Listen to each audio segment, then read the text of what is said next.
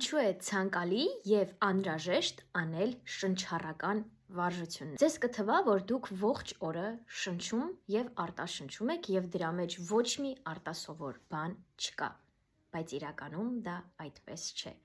Շնչառական վարժությունները մեզ օգնում են կենտրոնանալ մեր մարմնի վրա, ու երբ որ մենք շնչում ենք ճիշտ, մեր մարմինը հասկանում է, որ ապրում է։ Արի միասին սովորենք, թե ինչպես կարելի է ճիշտ շնչել, եւ այս պրակտիկան դուք կարող եք անել օրական 2 րոպե։ Նստում ենք հարմարավետ,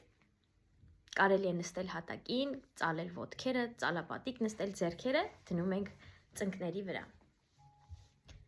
Փակում ենք աչքերը, անում ենք խորը շունչ ու արտաշունչ բերանով։